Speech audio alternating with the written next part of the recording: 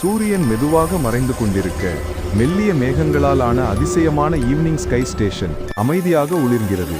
அங்கு மென்மையாக பிரகாசிக்கும் ட்ரீம்லேண்ட் எக்ஸ்பிரஸ் தனது கனவு பயணத்தை தொடங்க காத்துள்ளது. அதன் சூடான போர்வை கூடு போன்ற உள்ளே பஞ்சு போன்ற பைஜாமா அணிந்த சிறிய கரடி கண்ணை மூடி தூக்கத்தில் ஆழ்கிறது. ரயில் நட்சத்திரம் நிரம்பிய இரவுக்குள் நழுவி செல்லும் போது பின் ஒளிரும் நட்சத்திர தூசிப்பாதையை விடுகிறது.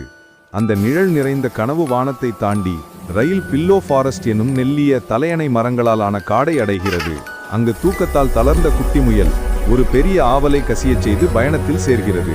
விரைவில் கரடி மற்றும் முயல் இருவருமே மென்மையான போர்வைகளின் கீழ் சுருண்டு கிடந்து கண்களை மூடி கனவுகளுக்குள் செல்லுகிறார்கள்.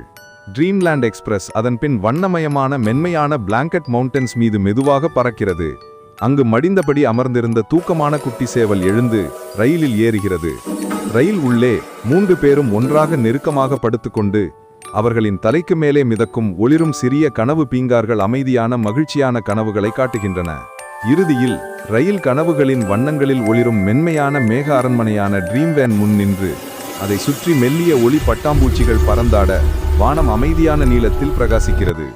பயணம் நிறைவடையும் நேரத்தில் ஆழ்ந்த இரவின் நடுவே ஒரு பிரகாசமான நட்சத்திரம் மட்டும் மின்னி அனைவருக்கும் இனிய அமைதியான இரவு நல்வாழ்த்தை மெதுவாக சொல்கிறது.